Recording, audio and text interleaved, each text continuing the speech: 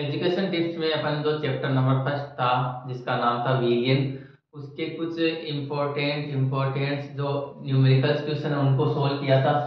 आज के वीडियो के अंदर आज अपन बाकी बचे हुए कुछ न्यूमेरिकल्स और सोल्व करते हैं। तो देखो, पहला क्वेश्चन है, इसमें 45 ग्राम एथिलीन ग्लाइकोल को 600 ग्राम जल में मिलाने पर जो विलियन बनता है, उस विलियन का एक तो अपन को हिमांक में अवनमन ज्ञात करना है।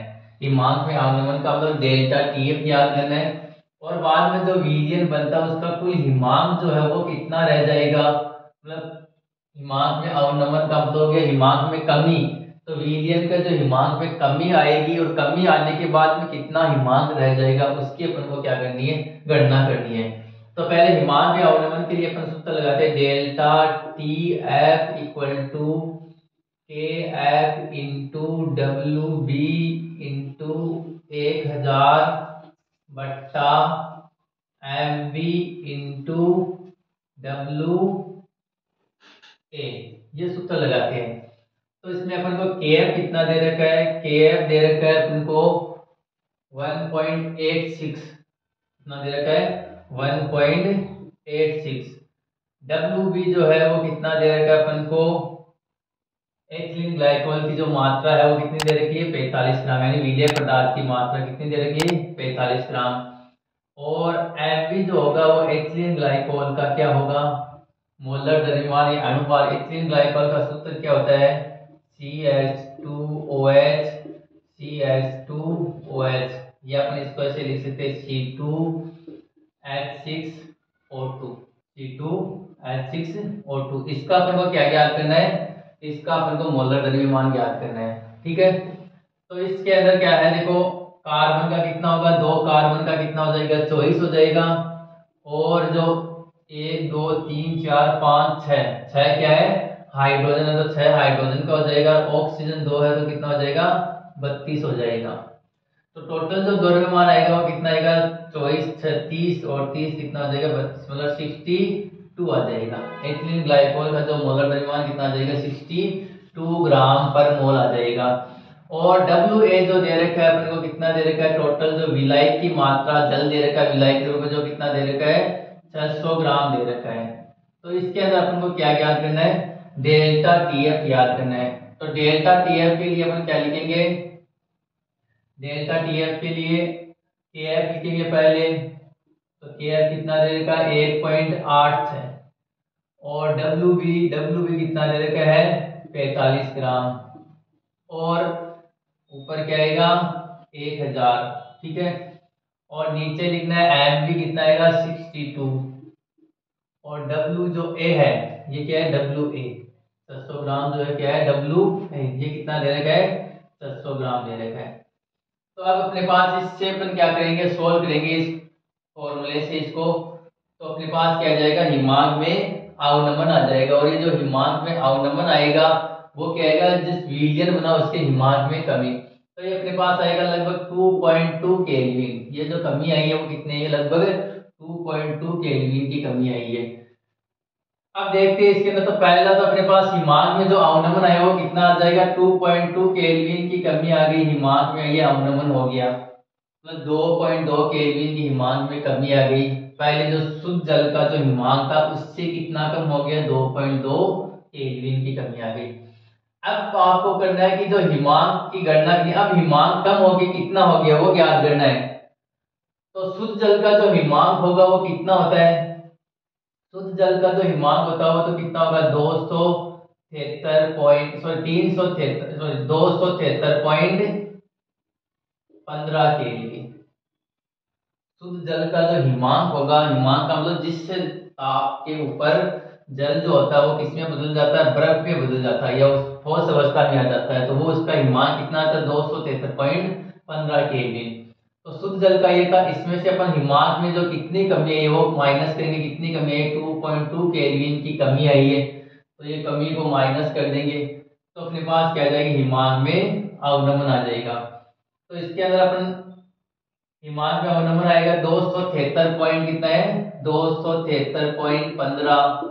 इसमें से माइनस करेंगे कितना 2.2 को माइनस करेंगे तो कितना आ जाएगा, इसमें ये आ जाएगा 5 ये आ जाएगा 9 पॉइंट, ये आ जाएगा 1 और 0 और ये 7 और ये 2, मतलब कितना आ जाएगा 270.95 केल्विन।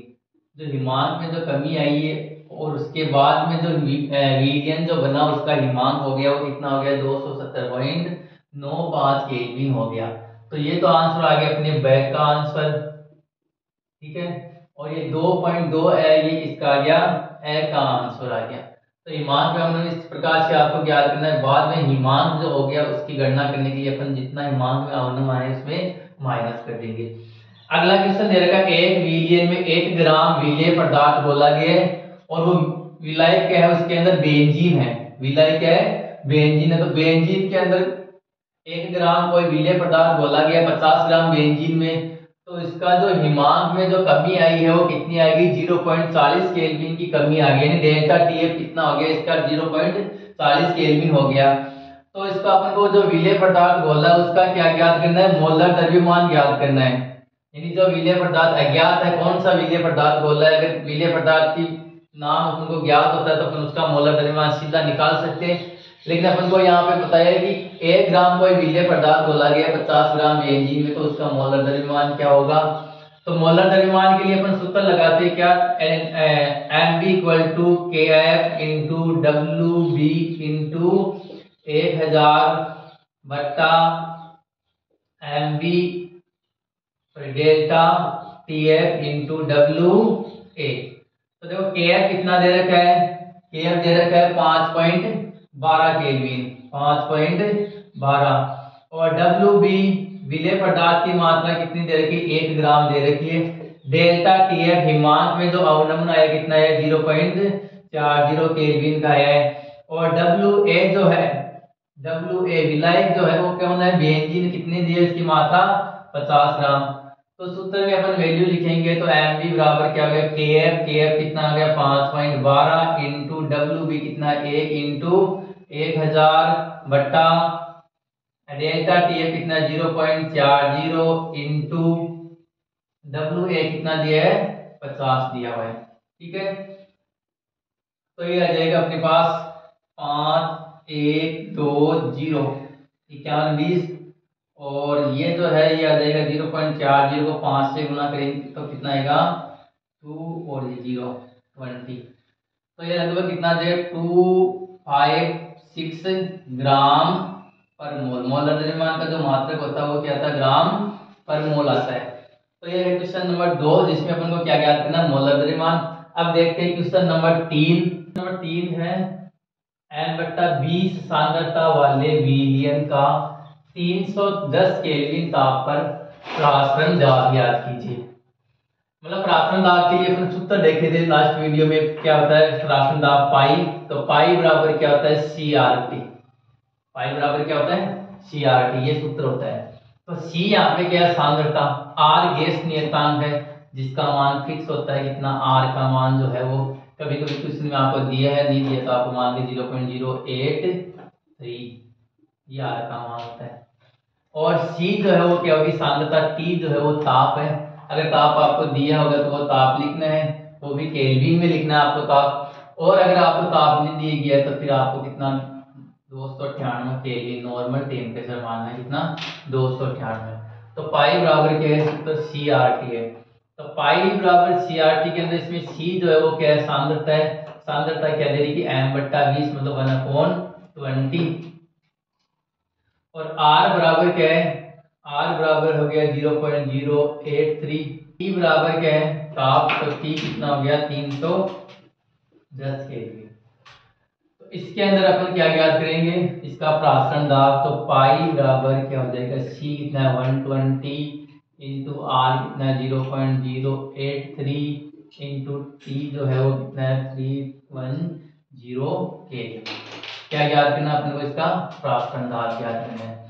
तो इसका जो प्रासरण दाब होगा वो किसके अंदर आता है, प्रासरण दाब आपको किसमें ज्ञात करना है, बार में ज्ञात करना है। किसमें ज्ञात करना है, बार में।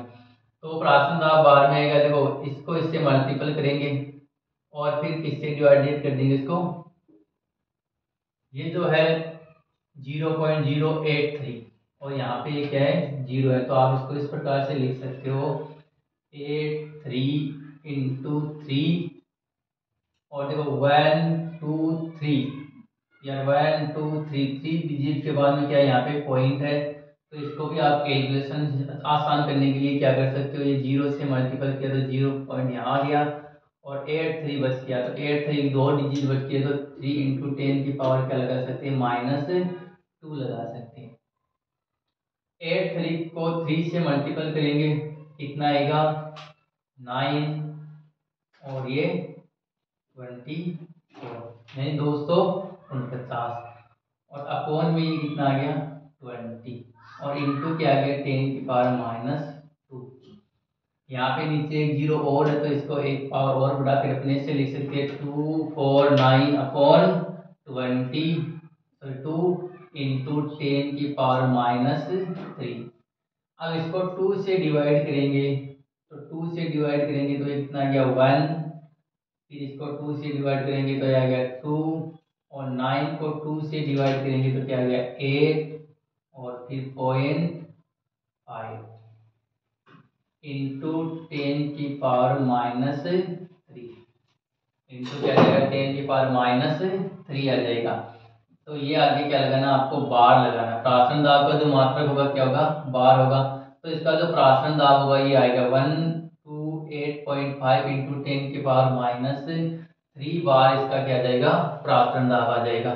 तो इसे सॉल्व करना है प्रासरण दाब का, तो आपको ये ध्यान रखना सांद्रता अगर आपको क्वेश्चन में ऐसे दे, कोई क्वेश्चन ऐसे दे दिया जैसे मान लो कि 0.5 एम सांद्रता 0.5 एम सांद्रता 0.5 एम सांद्रता वाले विलयन का प्रासरण दाब ऐसे सांद्रता देती, तो यहाँ पे जो C का मान कितना हो गया 0.5, लेकिन सांद्रता आपको n के बटे में n20 या n40 ऐसा ध्यान रखना, आपको 120 या 140 इसमें चेंज करना है इसको, ठीक है। और अगर ऐसे दे तो आएगा C बराबर कितना हो जाएगा 0.5 और R बराबर कितना होगा वो 0.083 और T बराबर कितना हो गया टेम्परेचर इसमें दिया नहीं तो कितना आ जाएगा 298 केल्विन।